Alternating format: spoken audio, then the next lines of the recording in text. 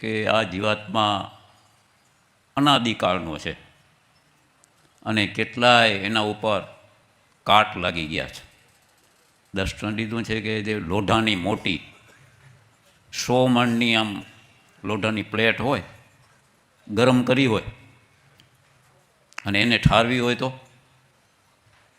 એક કસિયા પાણીથી ઠરાય, ડોલ ભરીથી ઠરાય. તો એને સામે લખ્યું કે પછી તો એને તો ઠારવી હોય ને તો મોટા તળાવમાં નાખવું પડે, અને તળાવમાં નાખો ને તોય પાણી આમ ઉકળે પડ્યું હો, કલાક 2 કલાક 5 કલાક સુધી, તહીં માંડ ઠરે. એમાં અનાદિકાળથી આ જીવાત્મા ઉપર આટલા બધા કાટ લાગ્યા છે જન્મ મરણના. એને કાઢવા હોય તો સત્સંગ કરવો પડે. સત્સંગથી જીવાત્મા ચોખ્ખો થાય. આવી જીવાત્મા સંબંધી વાત એક વખત ગોપાળાનંદ સ્વામી વડોદરામાં કરે હો. આત્મા પરમાત્માની વાતું કરે, જીવાત્માની વાતું કરે. એમાં વળી એક પંડિતે પૂછ્યું, સ્વામી તમે શું જીવાત્માને જોયો છે? આવી મોટી મોટી વાતું કરો છો, જીવાત્માને જોયો છે?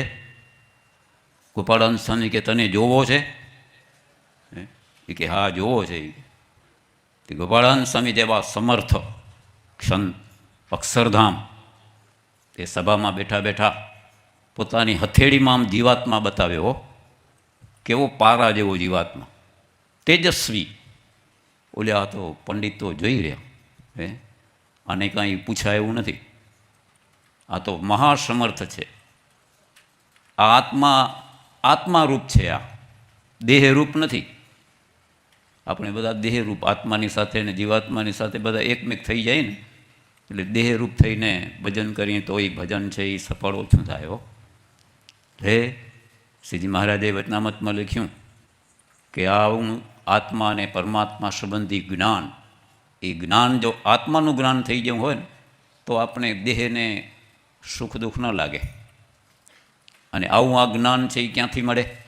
સત્સંગથી મળે. સમજણ, મહારાજ કે આ સત્સંગની અંદર સમજણવાળો છે એ સુખીઓ છે, સમજણવાળો જ સુખીઓ. આવી બધી વાતો સભામાં થાય, આપણે જાણી.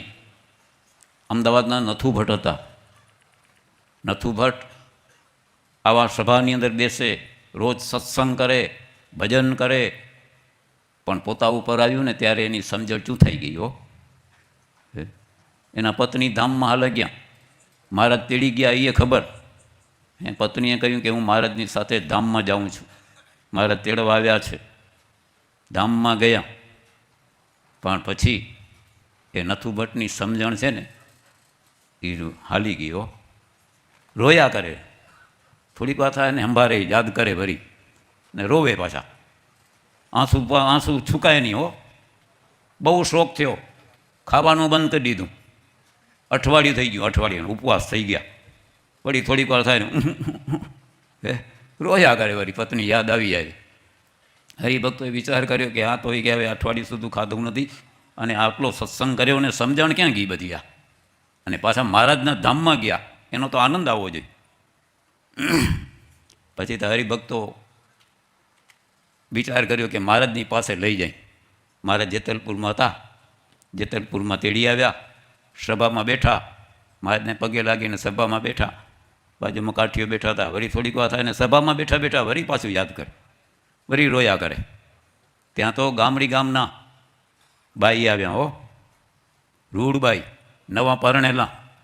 મહારાજનો હજી બેઠો આજે પહેલો વહેલો થયો, હરિભક્તો થકી સત્સંગ થયેલો, અને સભામાં બેઠા. સભામાં બેઠા ને મહારાજની સભા પૂરી થઈને મહારાજને કહે મહારાજ મને કંઠી બાંધો. મહારાજ કે અમે કહીએ એમ કરવું પડે, સત્સંગ બહુ મોઘો છે. મારે જેમ કહો એમ કરવું, જેમ કહો એમ. એટલે મહારાજ કે જુઓ આ પરણ્યા તમે પરણ્યા ધણીને તમે ભાઈ માનશો? કે હા મહારાજ ભાઈ માનું. આવી સમજણ મહારાજે પછી સુરા ખાચરને સામે દષ્ટિ કરીને, સુરા ખાચર લગે નથુ ભટ્ટ બેઠા હતા ને એને ગોદો માર્યો આમ. એ કે જુઓ આ પહેલાં જ હજી મારા ભગવાનનો દર્શન થયા છે અને એની સમજણ કેવી છે. અને તમને કે આ પત્ની હાલ ગયા અને આજે અઠવાડિયું થઈ ગયું ને શોક મૂકતા નથી. પછી ત્યાં એ સભાની અંદર પછી એને સમજણ આવી, મહારાજની આગળ આવીને પગે લાગ્યા. એટલે મહારાજ કે આ સત્સંગની અંદર સમજણવાળો છે એ સુખીઓ છે. જ્યાં સુધી આવી સમજણ ન હોય ત્યાં સુધી દુઃખી થવાઈ જવાય હો. આપણે એ આત્મારૂપ થઈ કરીને ભગવાનનું ભજન કરીએ અને ભગવાન આપણા ઉપર પ્રસન્ન થાય. અને આવો સત્સંગ આપણે મળ્યો છે, દુર્લભ સત્સંગ છે.